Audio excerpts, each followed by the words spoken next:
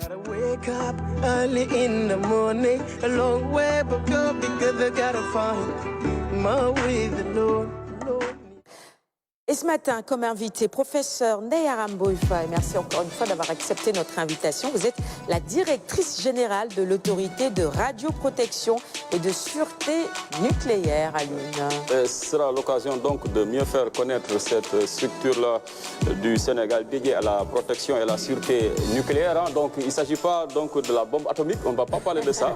Aux Sérères qui nous regardent actuellement, donc je vous rassure, donc on ne parle pas de ça, on ne parle pas de la bombe atomique. Voilà, ça ne rappelle pas l'épisode douloureux donc d'Hiroshima et de Nagasaki. Alors, parce que le nucléaire, on en a bien besoin dans la vie de tous les jours. Alors, merci d'être sur ce plateau, DG.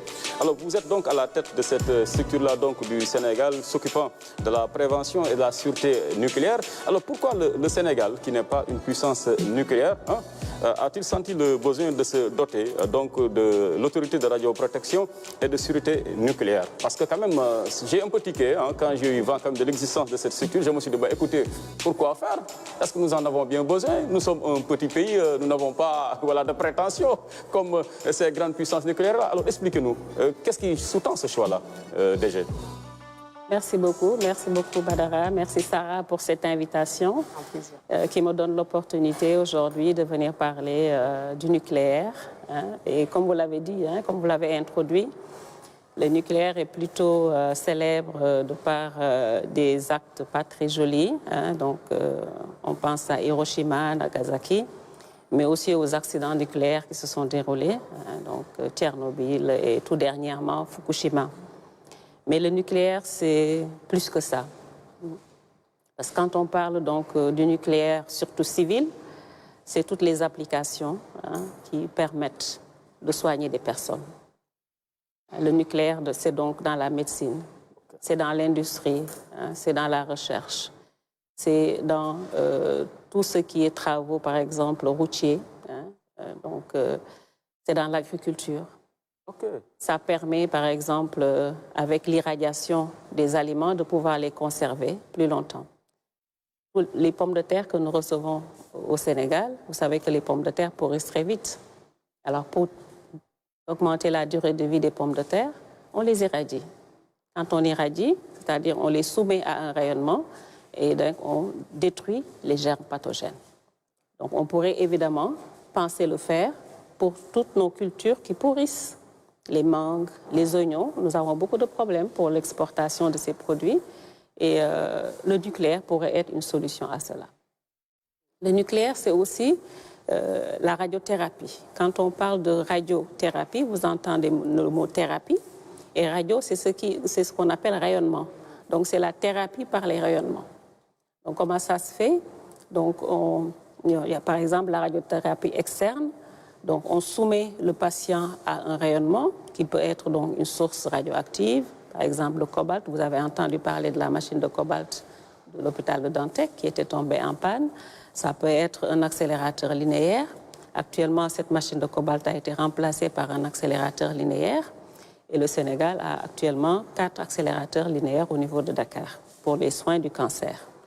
Donc, ce rayonnement-là, sa particularité, c'est l'énergie qu'il transporte. Alors, quand on parle d'énergie, c'est cette énergie qui va être utilisée pour aller détruire les cellules cancéreuses dans le corps de l'individu. Vous savez, par exemple, au niveau de la curithérapie, les soins du cancer du col de l'utérus se font actuellement avec le nucléaire, c'est-à-dire des sources radioactives qui sont sous forme d'aiguilles qu'on introduit dans le col de l'utérus de la femme pour aller détruire les cellules cancéreuses. Donc, c'est beaucoup d'applications. Et le Sénégal s'est engagé dans ce nucléaire civil il y a très longtemps. Les gens ne le savent pas. Il y a même un arrêté du gouverneur de l'AOF qui est venu en 1956 pour protéger les travailleurs dans les structures sanitaires contre les effets néfastes des rayonnements ionisants. Et en 2004, on a eu la première loi du Sénégal pour la radioprotection, c'est-à-dire la protection contre les effets néfastes des rayonnements ionisants. Pourquoi? Parce que on a parlé d'énergie, on l'utilise pour soigner et faire du bien, beaucoup de bien, mais quand c'est mal utilisé, ça peut donc avoir les effets contraires. C'est-à-dire que vous pouvez même avoir un cancer, développer un cancer, quand vous recevez beaucoup de doses, c'est-à-dire plus qu'il ne faut. Et c'est pourquoi on a besoin de légiférer, de réglementer, de contrôler. Et c'est là où donc vient le rôle de l'autorité de radioprotection et de sûreté nucléaire, qui a donc pour mission de pouvoir donc mettre en place des règles, des mesures pour pouvoir donc faire en sorte que l'utilisation de ces sources qu'on appelle des sources de rayonnement ionisant soit donc encadrée. De faire en sorte que les travailleurs qui sont exposés à ces rayonnements ne puissent pas dépasser les doses reçues. Parce que donc, au niveau donc, de la réglementation, un travailleur soumis au rayonnement ionisant ne peut pas dépasser une dose de 20 millisieverts par an. Et donc, nous contrôlons cela. Professeur, finalement, le nucléaire, c'est quoi de manière très simple? C'est une énergie, c'est un rayonnement. Qu'est-ce que c'est finalement, de manière très simple? Alors, c'est un rayonnement. Alors, le rayonnement, c'est une énergie. En fait, ce qu'on a fait avec le nucléaire, c'est que l'homme s'est tout simplement basé sur ce qui existe dans la nature pour le créer de façon artificielle. Quand vous allez dans le soleil, vous avez beaucoup de réactions nucléaires. Et cette énergie, c'est ça qu'on a fait en créant des sources artificielles. Donc, quand on parle de nucléaire, ça vient du mot noyau. Alors, c'est le noyau de l'atome d'où sort cette énergie qu'on va donc utiliser pour pouvoir donc faire diverses applications. Alors, souvent, on parle de rayonnement ionisant ou non ionisant. Le rayonnement, c'est tout un spectre. Ça va des ondes radioélectriques, donc la radio, et donc vous allez après avoir les ondes visibles, les ondes infrarouges, donc les UV que nous recevons du soleil, les rayons X, les rayons gamma, et ainsi de suite. Et quand vous allez donc vous augmentez la fréquence, donc vous allez augmenter l'énergie. Et c'est ça qui fait que donc, ces rayonnements X et rayonnements gamma, qui sont vraiment très au bout du spectre, sont très, très énergétiques. Alors, donc, on l'a vu à travers vos explications que le personnel médical, mais forcément également les patients, sont soumis à de hauts risques, donc liés à l'utilisation, donc forcément donc du nucléaire à des fins thérapeutiques. Mais est-ce qu'aujourd'hui vous avez suffisamment de marge pour faire des inspections, pour vous assurer que, en tout cas, les recommandations, en tout cas sécuritaires, sont bien respectées par les différentes structures, en tout cas de santé, par exemple déjà, voilà, utilisant du nucléaire. Est-ce qu'aujourd'hui le maillage est vraiment serré et que voilà, le contrôle est voilà, extrêmement corsé pour que tout le monde puisse s'acquitter de ces engagements? Voilà, donc quand on est arrivé, donc je vous ai dit tout à l'heure qu'il y avait une loi en 2004 et une autre loi en 2009. Et l'autorité sénégalaise de radioprotection, de sûreté et maintenant de sécurité nucléaire, parce qu'on a une nouvelle loi qui a été promulguée le 31 décembre 2021, qui rajoute l'aspect sécurité à nos missions. Sûreté nucléaire et sécurité nucléaire. Voilà. Et donc, dans cette loi, il y a toutes les dispositions qui permettent de faire le contrôle. Déjà, pour qu'une source radioactive entre au Sénégal, il faut qu'elle soit autorisée. C'est pourquoi vous avez le terme autorité, en fait. Aucune source radioactive n'entre au Sénégal, puisque nous ne les produisons pas, sans que l'autorité n'appose sa signature sur une autorisation. Donc, ce qui fait que, par exemple, au niveau des soins du cancer, presque tous les 2 mois, l'hôpital vient à nous pour demander une autorisation d'importer ces sources radioactives au Sénégal. Et c'est la même chose donc pour les autres utilisateurs, par exemple le pétrole. Pour faire l'exploration du pétrole, on a besoin de sources radioactives. Voilà. Donc, ce sont ces sources radioactives qui vont aller donc au sol, avec ce qu'on appelle des traceurs, pour aller voir où se trouvent les nappes de pétrole. Et donc, ils ont besoin de nous pour pouvoir faire ce travail-là. Et nous les autorisons. Ils nous envoient un dossier, donc il y a tout un dossier à remplir, des informations à nous fournir, et sur la base de ce dossier que nous allons faire l'autorisation. Alors, de manière générale, ce qu'on demande, c'est les assurances que la personne qui va donc utiliser ces sources-là est bien formée. C'est ça, en fait. A vraiment les compétences techniques, scientifiques nécessaires pour utiliser les sources. Et là où les sources vont être utilisées, qu'elles vont être protégées. Quand on a fini de les utiliser, il faut savoir où les mettre. C'est ça l'aspect donc sûreté et sécurité.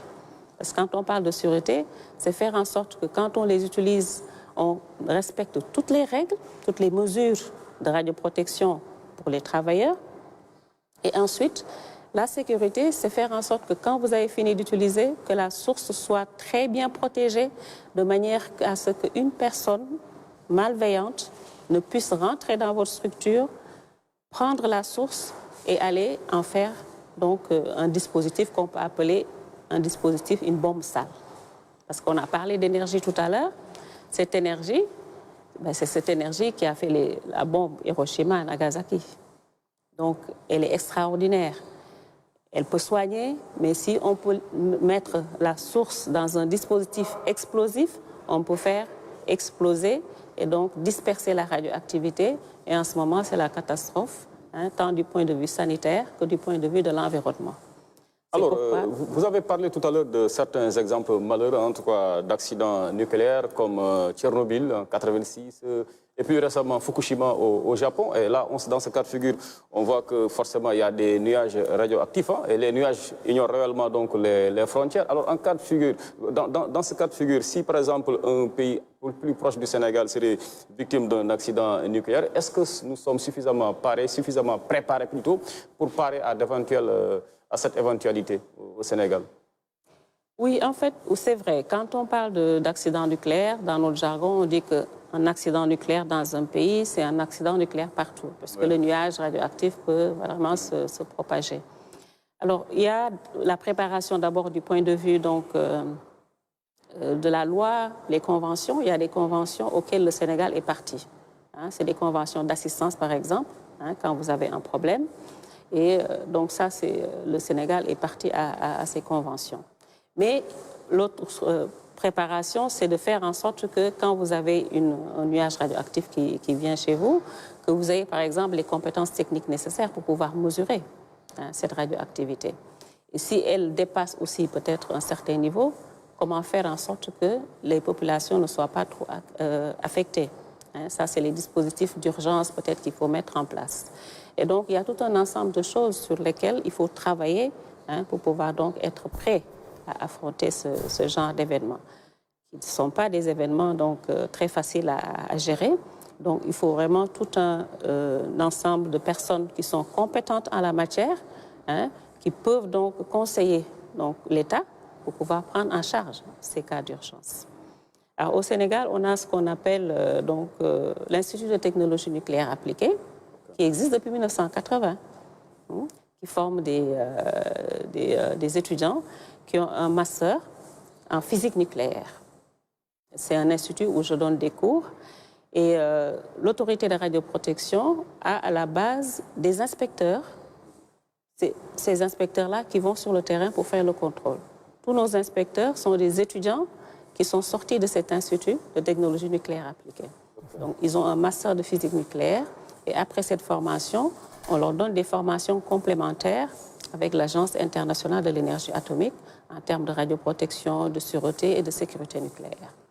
Bon, c'est vrai que pour l'instant, on n'en a pas encore beaucoup. Il y a beaucoup d'efforts à faire, mais ces inspecteurs ont abattu un travail extraordinaire depuis qu'ils sont là. Ils ne sont que 4 ou 5, voilà, parce qu'on était 5. Un a été recruté à l'Agence internationale de l'énergie atomique. Il n'en restait plus que 4. Voilà, et c'est eux qui sillonnent tout le Sénégal. Okay. C'est pas beaucoup. Non, c'est extrêmement faible. Exactement. Extrêmement faible. Donc, et puis, est-ce que le public est suffisamment préparé aussi à cette éventualité? On ne le souhaite pas, touchons du bois. On voit que dans certains